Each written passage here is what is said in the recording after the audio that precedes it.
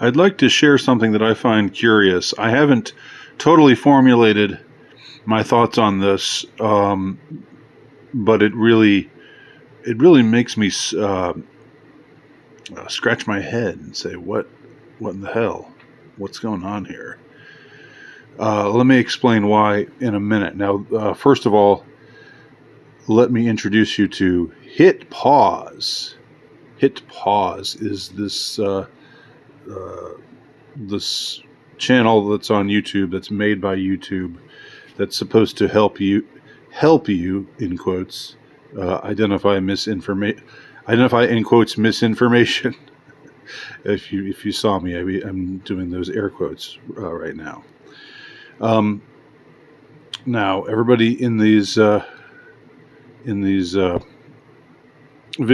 videos are blue and of indeterminate gender and race.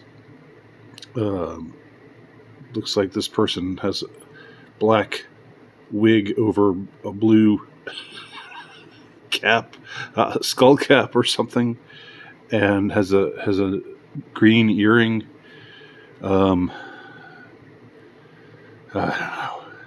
don't know how to read any of that stuff. Blue is the motif of blue comes across very strongly in all of these. Well, there's just 3 of these videos that have been made so far by this Hit Pause outfit, and they're very short videos. They're all I think exactly 15 seconds in length. So this one is called YouTube. Emotional language can be hard to spot. Ever trust an expert who turns out to have bogus credentials? Shared a headline without reading the whole article, only been given some of the facts in a social post? Misinformation can be hard to spot. Most of us don't even know when we've fallen for it. But thankfully YouTube does. Thankfully our social media betters at Silicon Valley, they know when we've fallen for it. And they're going to take steps to make sure we don't fall for it anymore, like censoring videos that they don't like. Anyhow, let's just see what unfolds over the course of this short 15-second video.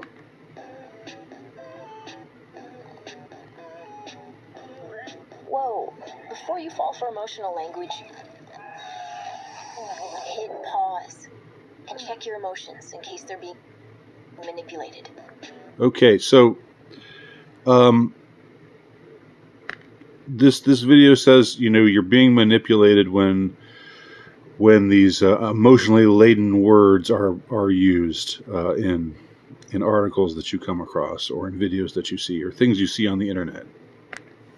And so hit pause and ask yourself if you're being manipulated. Now, I mean, this is actually good advice if it were taken as if it were being offered from an independent source.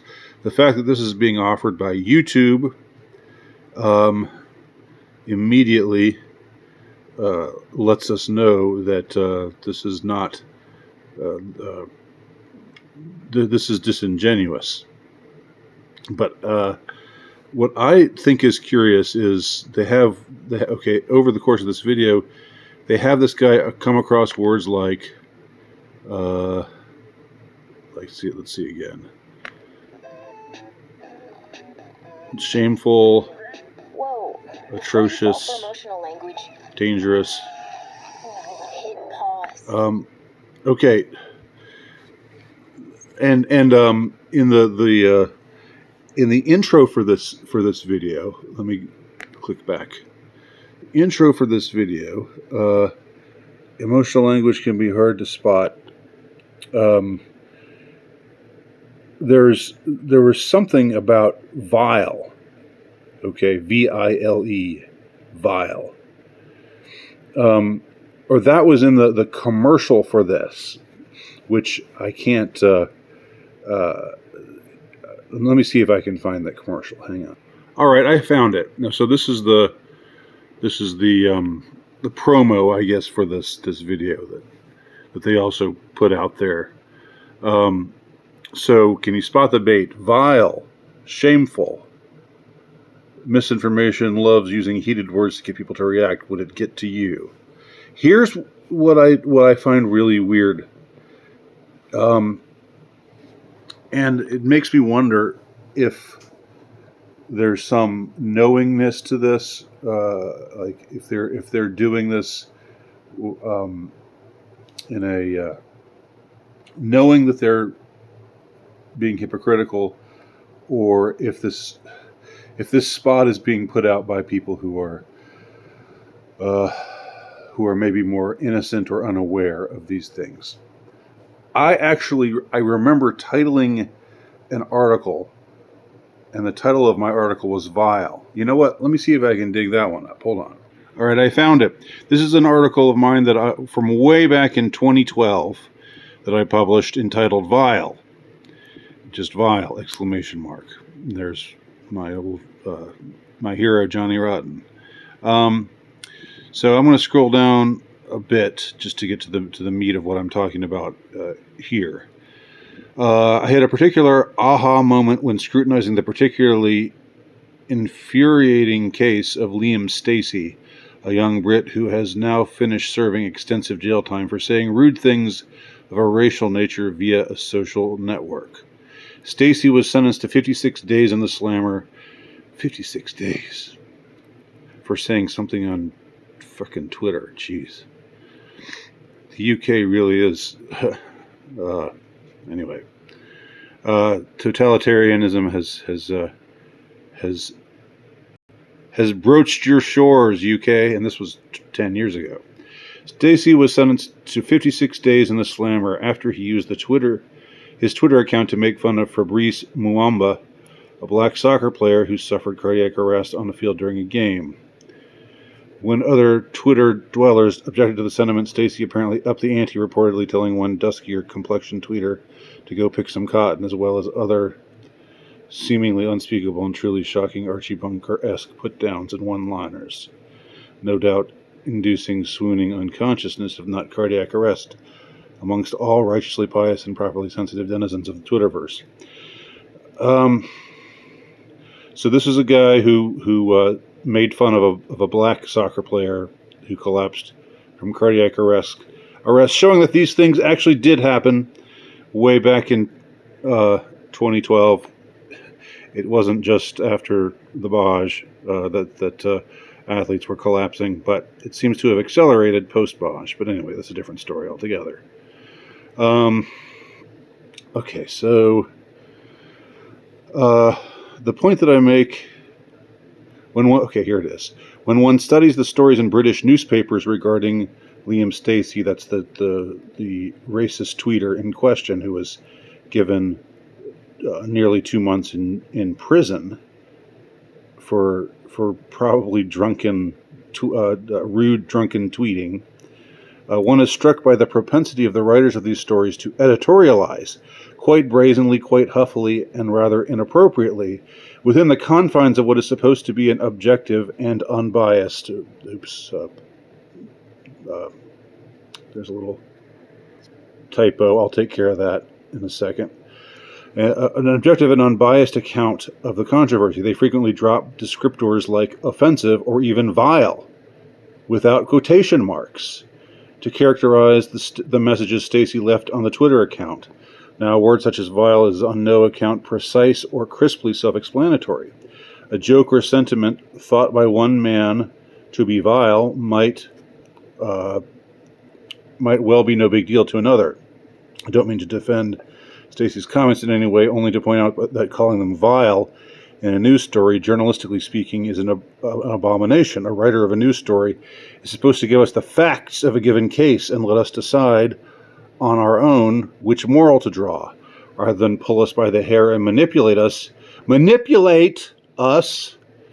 into sharing an already decided upon ideological conclusion. So here's where this whole thing comes full circle. We've got and I remembered this, and it struck me at the time, and it hasn't ceased. Now I'm not a regular newspaper reader now, for obvious reasons. I think it's mostly lies and trash, and I want to avoid it. But But it is a common practice to use words like offensive and even vile to talk about something like this. He wrote several vile tweets with no quotation marks. It's not like they're quoting somebody saying these tweets are vile, or so and so characterized these tweets as vile. Uh, um, it's just put into the story, and obviously that's manipulation. It's like it's not even a very sophisticated type of manipulation. It's manipulation that you don't really have to be incredibly big-brained to see that they're trying to get you to feel a certain way by using a descriptor like offensive or vile, just throwing it in there in what's supposed to be an objective news story. So now, fast forward 10 years, and now they're telling us now YouTube is telling us to look out for articles or videos or things that you find on the big bad internet where emotional language is used, because that means you're being manipulated, without a trace of irony, regarding the fact that the Lugenpress, as I call them, if you don't know what that means, just type it in and you'll see. Type in the English to German translation. They in this case, it's not so much, it's not lying, it's completely brazenly. This goes beyond hypocrisy. This is like like the saying about he strikes out in pain, he cries out in pain even as he strikes you. This is like that. I mean, the friends of YouTube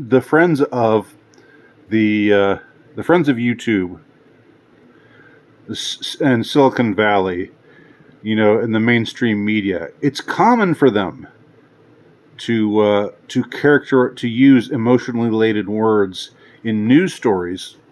It was common 10 years ago to try to get us to see somehow that this guy being thrown in jail for 2 months for writing something naughty on Twitter, that was completely justified because what he wrote was vile. And now they're saying now they're even using that word vile. You can fast forward back to the the specific advertisement where that was shown here for this Hit Pause group, which only has 5.19, only has a little over 5,000 subscribers.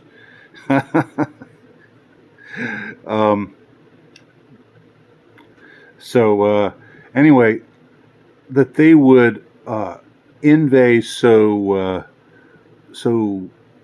strongly and make this point, which again, taken independently, their point is well taken. But the fact that this is YouTube, censorious YouTube, where you're not allowed to speak the truth in many cases without being given strikes, or even having your video, having your channel completely taken down on account of so-called misinformation.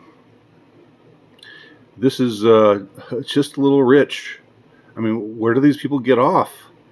They do the very thing they do the thing that they later condemn others for doing.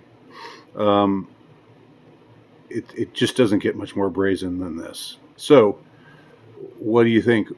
What are your thoughts about this? And I will link to my article below so you can see this is something that I was on the case of years and years ago. Thanks for watching.